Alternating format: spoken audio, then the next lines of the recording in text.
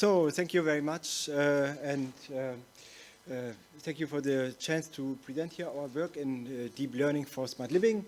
All the research and concepts and ideas that I will discuss here today are related to a certain research project called Foresight that is funded by the Federal Ministry of Economics and Climate Action. So Foresight is a quite huge research project. I will get into detail soon. In the first part, I will just discuss what challenges do we have in the field of smart living.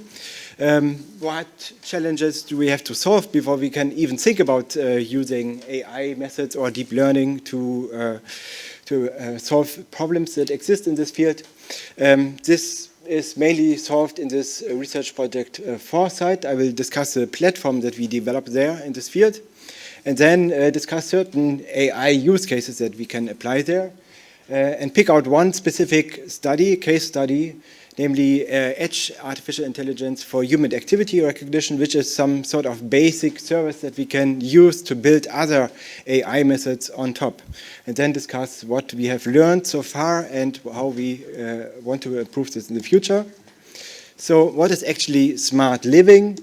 Smart living is concerned with the digitalization of the living environment of humans. So I focus here on apartments, whole buildings, and even so whole neighborhoods. And if we have digital living environments, we can, of course, also have interfaces to larger entities like the smart city or regional, national, and global services. What do we want to achieve if we apply a lot of technology to these living environments? Of course, many people are interested in enhancing their living comfort or to enhance their safety and security. I will discuss two use cases in this aspects in the AI part.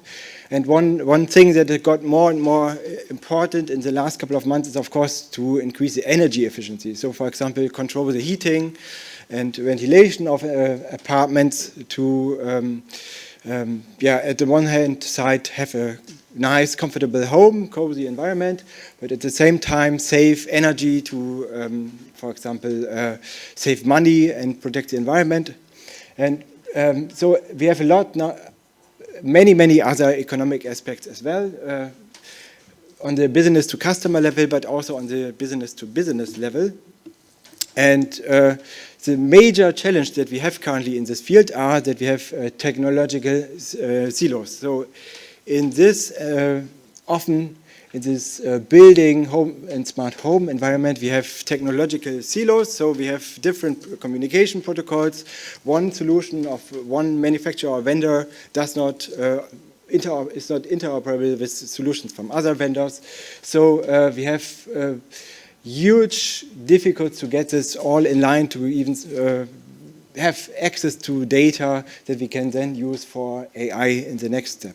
So in Foresight, we try to solve this problem, provide some end-to-end digitalization and seamless interaction of these different vendor-specific solutions, and then use different kinds of AI methods to build on top of the platform that we develop there.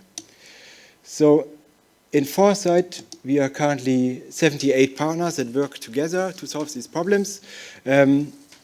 17 are the main partners in the consortia, but we have also a lot of associated partners and subcontractors that all try to solve this problem. Because there was lots of development in the last couple of decades. Every vendor tries to establish his own solution, and as I said, they all don't fit together, they don't work well together, and to improve the whole situation, we try to develop a platform that solves this problem here with the participation of all these companies. And this consists of three different pillars. The first one is that we want to have a common data space, a common toolbox with tools that we can use in this field, and then the community. So the data space in this case is concerned with the development of an open data platform where we have data acquired by many sensors where we collect it and provide access to the data. But of course, this has to be also managed. The raw data is not really helpful if you want to use machine learning afterwards with this data. So we need to manage this, and of course, because we're in the living environment, this data is, yeah, we have huge privacy concerns in this field, so we also have to administrate who can access which data. Then we have this field of interfaces and compatibility. How can we actually provide a common interface to collect this data? And if we have solved these problems, we can build something like a digital twin. That means that we have a virtual representation of, in close to real time, of the real apartment or house.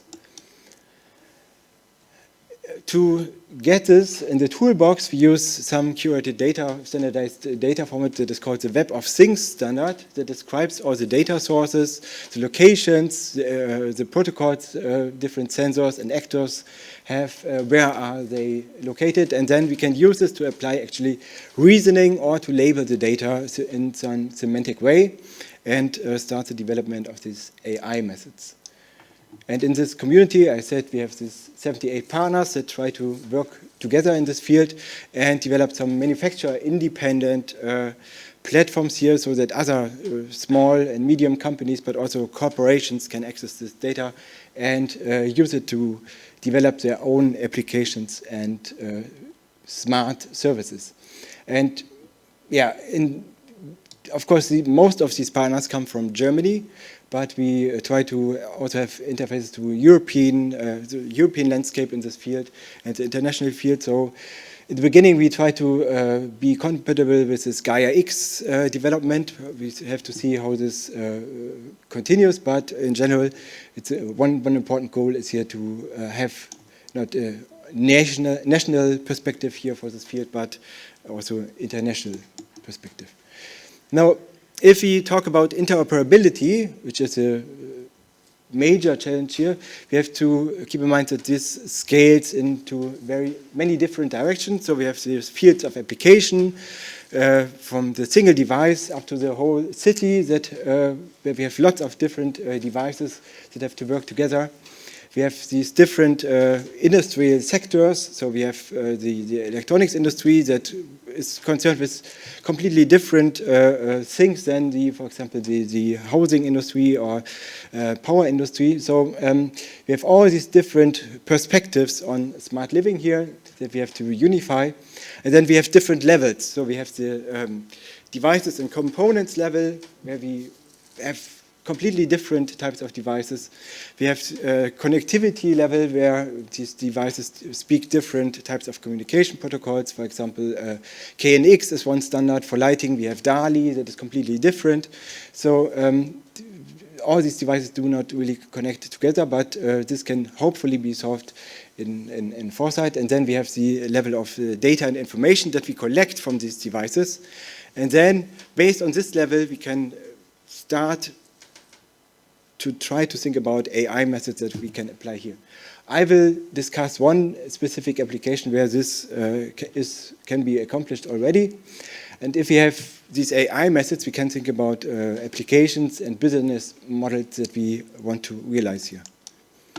Of course, this data if we collected data from the living environment of the people is really, we have these huge privacy concerns here. So it's quite important to have these ethical, legal, and social issues in mind if we do this, and that's actually the basis to create AI services and business models that are accepted by the people who will use these.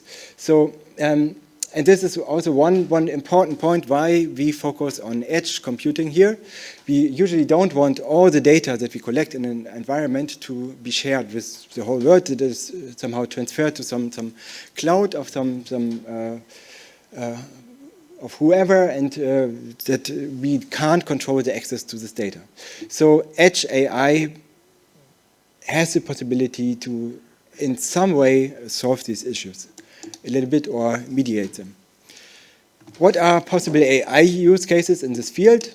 So One idea might be the intelligent building gatekeeper. We have heard a presentation about access. So in this case, the access is related to the building access. Of course, we want the inhabitants to be able to enter their apartment.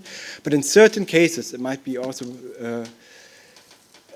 important that other people might access the apartment. For example, if your water tap is dripping and you call the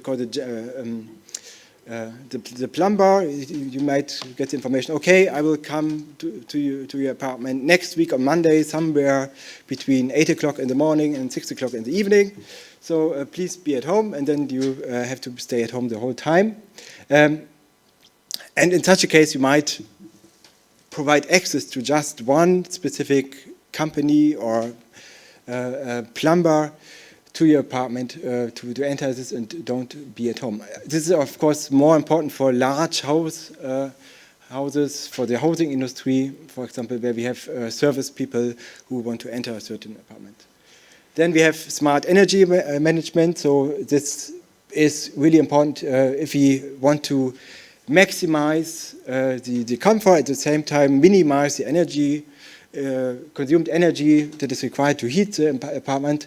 This can also be done, for example, by recognizing when is heating actually required without manually configuring all the heat cycles and so on. So we could identify certain patterns of activity in apartments and rooms, and then infer when is actually heating required. And when is it not? When can we switch this off? And how can we optimize the overall heating procedures? Then we have smart building management. So, for example, housing companies want to have something like predictive maintenance, monitor when will certain appliances or whatever in the apartment break. When do we have to send a janitor to repair these devices? And another important point here is smart assistance systems. So in certain cases, we want to supervise what are people doing in an apartment and just detect unusual behavior. For example, entrance to the behavior when it is not expected. This might be some robbery or whatever. Or if we think about elderly people, then we want to identify emergency cases here. So, and that's the aspect, the study that I will talk about here today. How can we use edge AI for human activity recognition without violating the privacy concerns that we have in this field?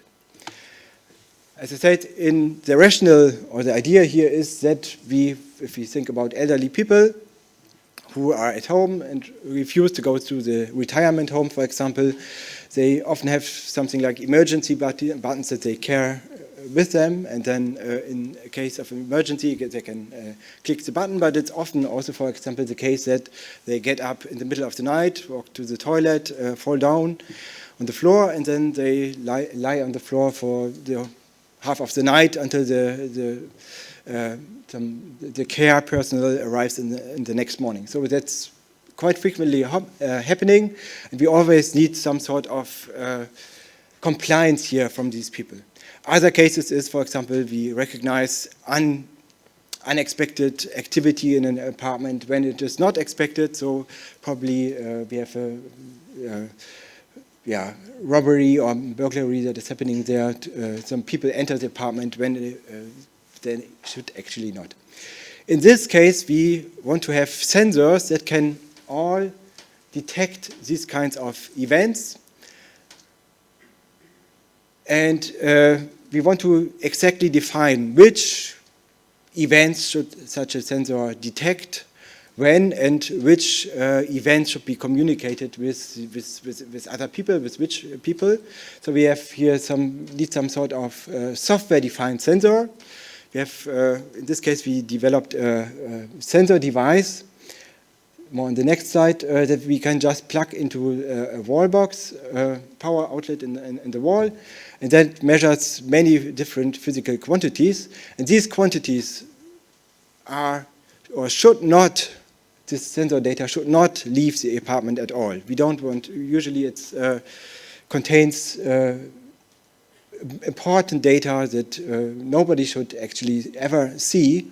but just if we detect certain events, we want to communicate this to the outside environment.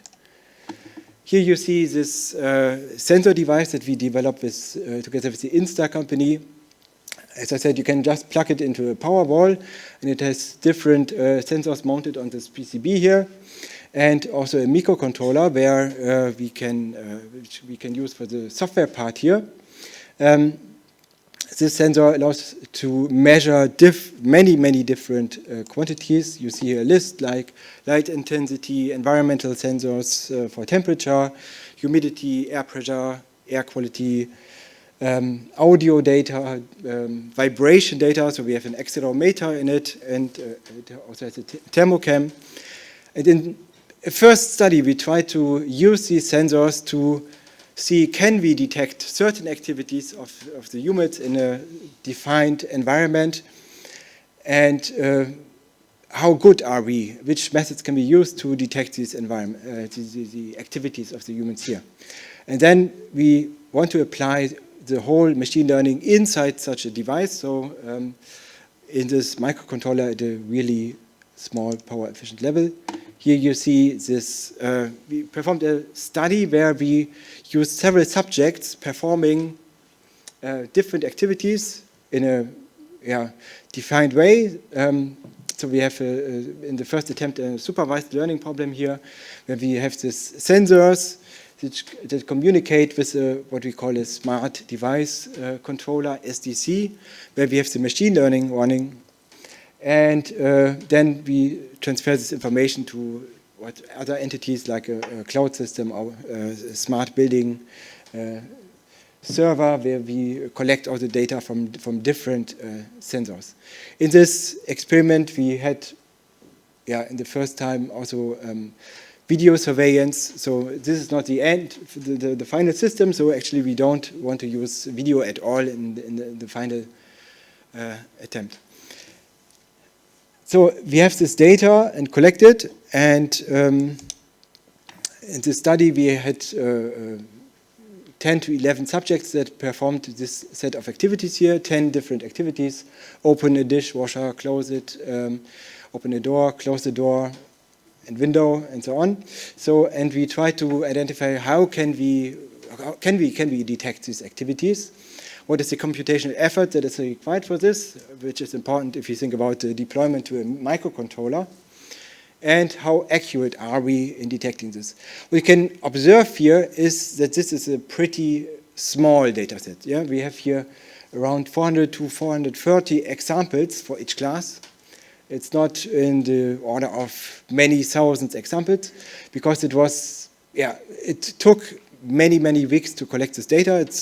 Each recording session took about 3 hours, so it's a real large effort to collect this supervised data.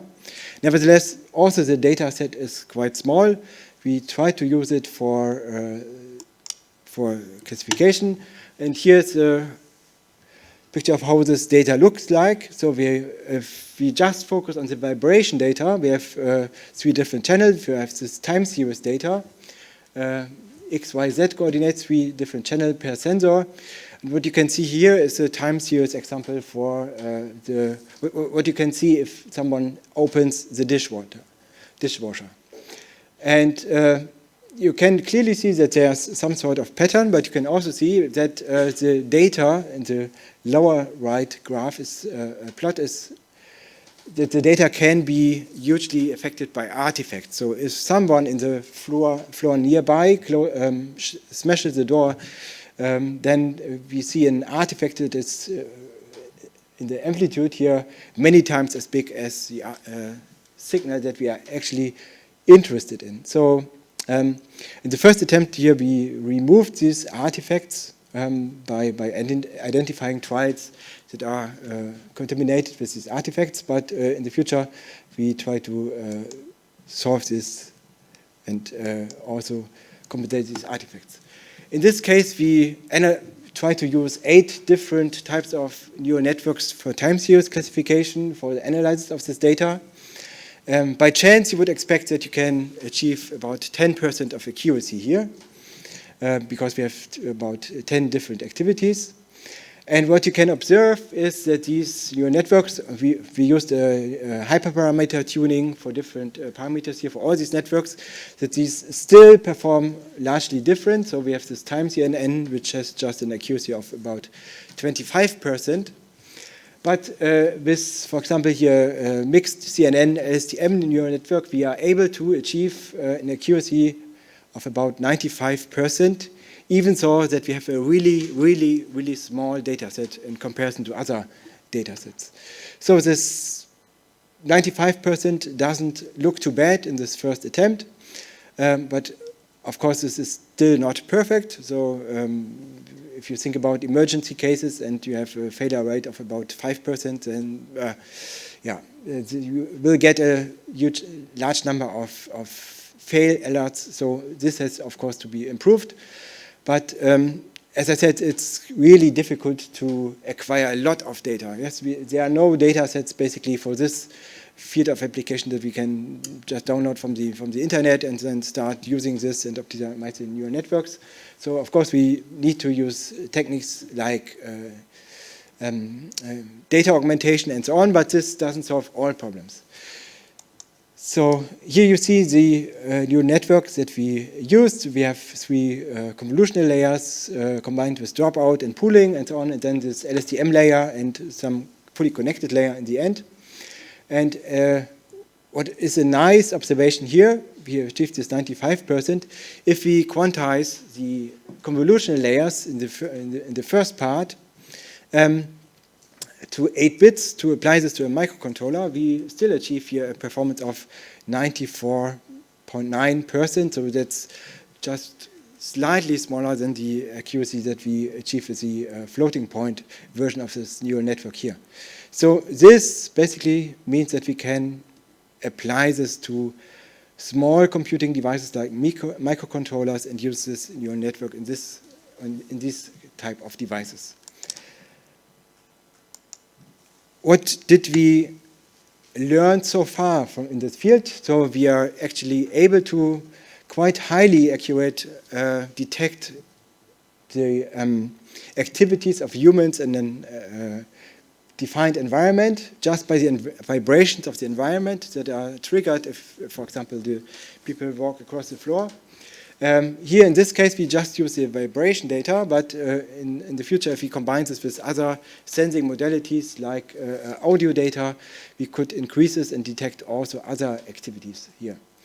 And to solve these learning related procedures, we are currently trying to apply here semi-supervised learning. That means we have these sensors running for a couple of months. We acquire the data for the whole time, combine this with the supervised data, and use this larger data set then to improve these methods, because that allows us to acquire a lot more of data without actually the need to label this.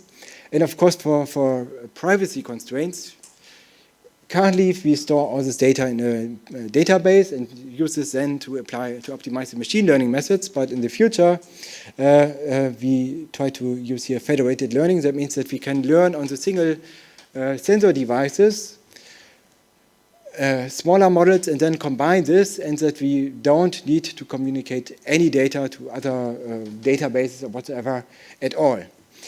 And one thing is, of course, if we use this and measure activities in the environment and we try to, for example, optimize the heating behavior of the apartment to save energy, it's not so nice if you have a lot of these sensor devices. They all consume several watts of power, and so we have some sort of rebound effect here. So we need to be as energy efficient as possible. So currently we are developing here an ASIC prototype in 22 nanometers global foundries technology that can perform all these machine learning procedures in a small device.